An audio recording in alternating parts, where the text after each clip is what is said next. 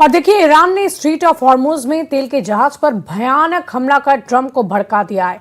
Iran ने यह ऐलान किया है कि बिना उसकी मंजूरी के कोई भी हॉर्मुज से गुजर नहीं सकता। उधर ट्रंप पहले ही ऐलान कर चुके हैं कि हॉर्मुज में ईरान ने हमला किया तो समझौता टूट जाएगा। इस बीच लेबनान में हिजबुल्लाह लड़ाकू ने इजरायल को जबरदस्त टक्कर देनी शुरू कर दी है। हिजबुल्लाह चीफ ने धमकी दी है कि बस कुछ ही दिन में वो इजरायल को मार भगाएंगे।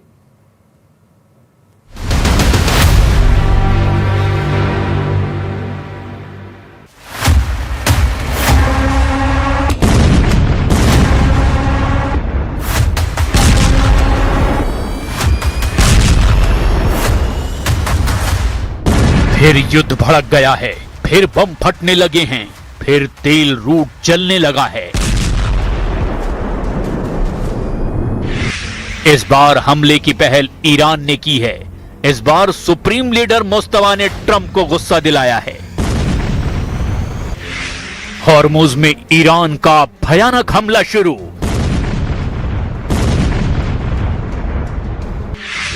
तेल के जहाजों को जलाने लगा ईरान।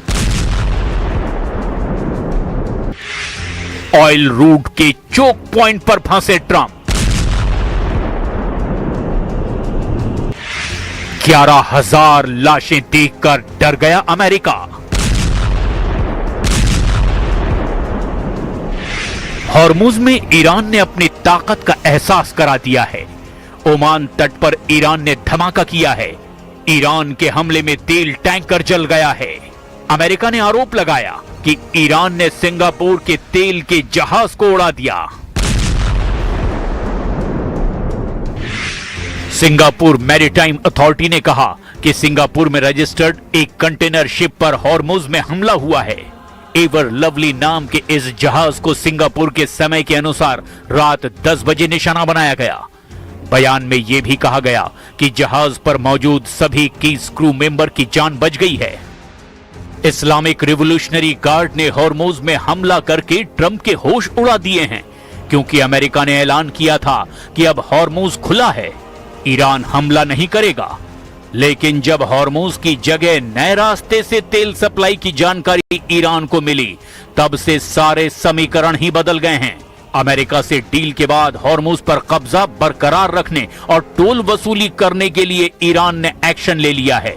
जिस हॉर्मुज स्ट्रीट को दुनिया तेल की लाइफलाइन कहती है, उसी हॉर्मुज को अब ईरान अपना नया एटीएम बनाना चाहता है। इसके लिए ईरान तुर्की मॉडल को अपनाने की तैयारी में जुट रहा है। द वॉल स्ट्रीट जर्नल की रिपोर्ट के मुताबिक जैसे तुर्की स्ट्रीट से गुजरने वाले जहाजों से तय नियमों के तहत टैक्स वसूली करता है, उसी तर्ज पर ईरान हॉर्मुज के लिए अब एक नया मैनेजमेंट सिस्टम चाहता है। ईरान चाहता है कि हॉर्मुज से गुजरने वाले जहाजों से सुरक्षा, नेविगेशन और पर्यावरण सेवाओं के नाम पर शुल्क लिया जाए। दावा है कि इससे ईरान को हर साल करीब 40 अरब डॉलर तक की कमाई हो सकती है। इस कमाई में ईरान की तरफ से खाड़ी के दूसरे देशों को भी हिस्सेदार बनाने का प्रस्ताव दिया गया है। हालांकि ईरान का तुर्की मॉडल टोल प्लान इतना आसान नहीं होने वाला है, क्योंकि अंतर्राष्ट्रीय समुद्री कानूनों के तहत हॉर्मुज जैसे अंतर्राष्ट्रीय समुद्री मार्ग पर एक तरफा टोल लगाना आसान नहीं है। और इतना ही नहीं, ट्रंप हॉर्मुज में टोल वसूली के सख्त खिलाफ हैं। Final Iran deal to include any kind of fees on shipping. Yeah, no, it would be unacceptable to me because we have numerous straits, and if you did that for them, you'd have to do it for other people. You have other straits. I wouldn't allow it there either. Hormuz में 11,000 से ज्यादा seller अभी भी फंसे हुए हैं। सैकड़ों तेल के जहाज फंसे हुए हैं। इन सब का जिम्मा ट्रंप ने ले रखा है। लेकिन ईरान जिस स्टाइल में आगे बढ़ता दिखाई दे रहा है, उससे अमेरिका की मुश्किलें भी बढ़नी तय है। अमेरिकी एक्सपर्ट प्रोफेसर डेरेक जे ग्रॉसमैन ने ट्रंप को जमकर फटकार लगाई है। ग्रॉसमैन ने कहा है कि ईरान ने हॉर्मुज में जहाज पर इसीलिए हमला किया क्योंकि यह शिप ओमान के तट से होकर गुजर रहा था, ईरानी जल क्षेत्र से बच रहा था। इससे ये एक बार फिर से साबित हो गया कि ईरान हॉर्मुज को चोक पॉइंट मानता है। ट्रंप, धन्यवाद इस बेवकूफी भरे और खुद को हराने वाले युद्ध के लिए। अमेरिका को अब एक बार फिर से ईरान से जंग लड़नी पड़ सकती है। ईरान के साथ हिजबुल्लाह ने भी दुश्मनों को ललकारना शुरू कर दिया है। हिजबुल्लाह चीफ नईम कासिम ने ऐलान किया कि इजराइल अमेरिका को हराकर लड़ाका ग्रुप नए दौर में एंट्री कर रहा है। الإمام الخامنئي قدس سره رمزا وعلما ونورا وهداية وثورة وتعبئة مع القادة ومع الناس ومع المدنيين ومع التضحيات الكبيرة، وبهذا استطاعت أن تقف। हिजबुल्लाह लड़ाकों ने इजराइल डिफेंस फोर्स को जबरदस्त टक्कर देनी शुरू कर दी है। 25 जून की रात हिजबुल्लाह ने 4 इजरायली सैनिकों पर हमला करके उन्हें घायल कर दिया। घायलों में 2 ऑफिसर भी शामिल हैं। बेत याहून में हुए एनकाउंटर में लड़ाका ग्रुप इजराइल पर भारी पड़ा है। हालांकि हमले के बाद आईडीएफ ने तोपखाने और हवाई हमलों से हिजबुल्लाह के कई ठिकानों को तहस नहस कर दिया। लेकिन ट्रंप कब तक शांत रह पाएंगे, इसकी अब गारंटी नहीं है। मुमकिन है ट्रंप ने जिस प्लान पर ब्रेक लगाया था वो फिर से एक्टिव हो।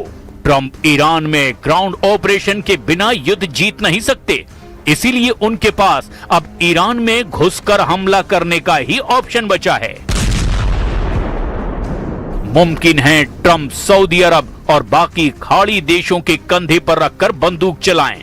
वो ईरान के खिलाफ ग्राउंड ऑपरेशन में खाड़ी देशों का इस्तेमाल करने की बात कह चुके हैं।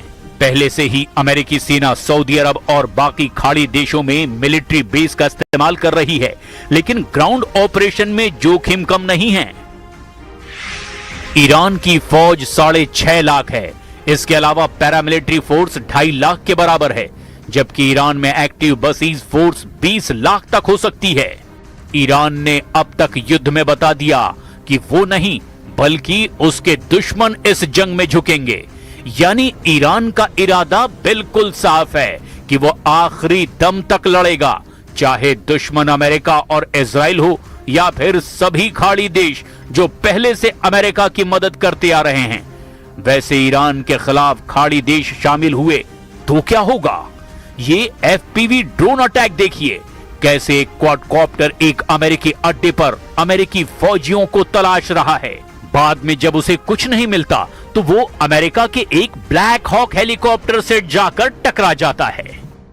There is still the risk of escalation if Iran-linked proxy groups mobilize, and by that I mean Hezbollah in Lebanon, Iran-linked militia inside Iraq, and importantly, the Yemen-based Houthi movement that has threatened to attack shipping lanes in the Red Sea and has done so in the past. So we know they have some naval capability that could create disruption. इस युद्ध में तुर्की पर भी सबकी नजर है और Erdogan ने अरब देशों से तो कहा है कि वो इस युद्ध में शामिल ना हो। सऊदी अरब, यूएई और कतर का दौरा करने के बाद तुर्की के विदेश मंत्री को इस बात का एहसास हुआ कि ये सभी देश ईरान के खिलाफ युद्ध में उतरने के लिए तैयार हैं। अमेरिका और इजराइल की शुरू की गई इस जंग में अब सऊदी अरब, यूएई और कतर ईरान के खिलाफ नजर आ रहे हैं, जबकि तुर्की का रुख बता रहा है कि एर्दोआन अब मुस्तफा खामनेई के समर्थन में आ गए हैं। यह ऐसे वक्त में हो रहा है जब ट्रंप ईरान से समझौता फाइनल करना चाहते हैं, लेकिन ईरान ने हॉर्मुज में धमाका करके ट्रंप को ईरान में ग्राउंड ऑपरेशन का मौका दे दिया है। अमेरिका ने मार्च के महीने में युद्ध के दौरान ईरान के कई आइलैंड को टारगेट पर लिया था। तब ट्रंप खार्ग और खुजेस्तान में हमला करने के ऑर्डर दे चुके थे। अब बस ट्रंप को इसका फैसला करना है कि हॉर्मुज धमाके का जवाब वो कैसे देंगे। उधर इस मुकाबले के लिए ईरान ने तैयारी पहले ही पूरी कर रखी है। ईरान के स्पीकर मोहम्मद बाकर कालिबाफ ने कहा कि ईरान अमेरिका की हर हरकत पर नजर रखे हुए है। अमेरिका की फौज की गतिविधियां देखी जा रही है।